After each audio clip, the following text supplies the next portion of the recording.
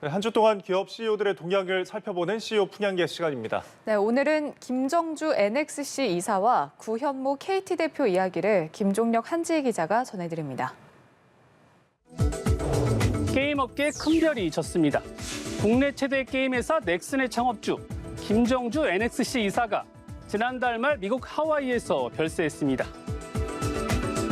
김 이사는 NC소프트 김택진 대표, 넷마블 방준영 의장과 국내 온라인 게임 1세대 창업자로 꼽힙니다.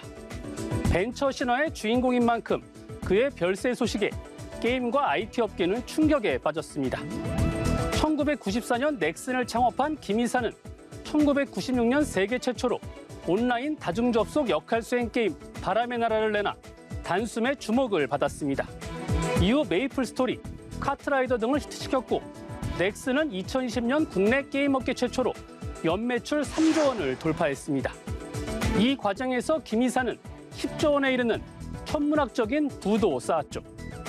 디즈니처럼 사랑받는 회사를 만들고 싶다며 엔터테인먼트 산업 진출을 꿈꿨던 김 이사. 그 꿈을 이루지 못한 채 향년 54세로 영면에 들었습니다. 통신기업 KT, 앞으로는 코리아텔레콤이 아닌 코리아테크놀로지, 코리아트랜스포메이션으로 불러야 할지도 모르겠습니다. 구현모 대표가 디지털 플랫폼 기업으로의 도약에 속도를 내고 있습니다. 세계 최대 이동통신 전시회 모바일 월드 콩그레스를 찾은 구 대표. KT를 통신회사로 규정하기 어렵다고 말했습니다. 실제로 현재 KT 매출의 40%가 비통신 영역에서 나오고 있죠.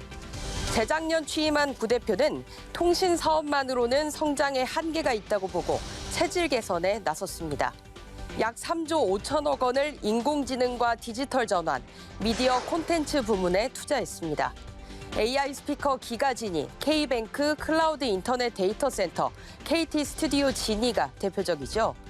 또 구 대표는 선택과 집중을 위해 900억 원 규모의 실적이 부진한 사업도 정리했습니다. 올해도 제휴 협력을 통해 탈통신에 주력할 계획인데요. 구 대표의 방향성에 대한 평가는 긍정적입니다. 다만 지난해 통신망 장애 사고로 국민들이 큰 불편을 겪었듯 국가 기관 통신 사업자 역할도 잊지 말았으면 합니다. 지난주 소식 전해드렸던 장병규 크래프톤 의장. 또 한 번 100억 원 규모의 자사주를 매입했습니다. 정용진 신세계 부회장도 주주 달래기에 나섰습니다. 장병규 의장, 지난주 100억 60만 원 규모의 자사주를 또 매수했습니다. 2주간 무려 200억 원어치의 자사주를 사들인 거죠. 공모가가 49만 8천 원이던 크래프톤 주가가 절반 가까이로 떨어지자 직접 주가 띄우기에 나선 건데요. 장 의장의 매수덕인지 크래프톤 주가는 최근 오름세입니다. 하지만 아직 갈 길은 멀어 보입니다.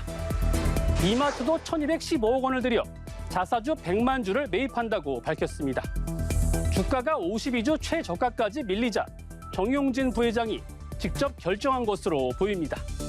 본인이 일으킨 멸공 논란 뒤 주가가 급락했다는 걸 고려하면 결자 해지에 나선 셈인데 어느 정도 효과가 있을지는 지켜봐야겠습니다. 세계 최고보 일론 머스크 테슬라 CEO, 그리고 일본 최대 전자상거래 업체 라쿠텐의 미키타니 히로시 회장이 우크라이나 돕기에 나섰습니다. 미하일로 페도로프 우크라이나 부총리, 전쟁이 발발하자 트위터로 머스크의 도움을 요청했죠. 통신 인프라가 파괴되자 스타링크를 부탁한 건데요. 스타링크는 머스크가 세운 스페이스X의 인공위성 기반 초고속 무선 인터넷입니다. 머스크는 트윗을 받은 지 10시간 만에 우크라이나에서 스타링크 서비스가 제공되고 있다고 답했습니다. 그리고 더 많은 위성 단말기를 우크라이나에 보낸 것으로 알려졌죠. 미키타니 라쿠텐 회장은 우크라이나 정부에 약 105억 원을 기부하기로 했습니다. 미키타니 회장은 2019년 우크라이나에서 볼로디미르 젤렌스키 대통령과 면담했고 자회사 거점을 오데사에 두고 있죠. 미키타니 회장은 공개 서한에서 내 생각은 언제나 젤렌스키 대통령과 우크라이나 국민 곁에 있다며 우크라이나에 대한 지지를 표명했습니다. 중대재해처벌법 시행 한 달이 지났음에도 안타까운 근로자 사망사고 소식이 계속되고 있습니다.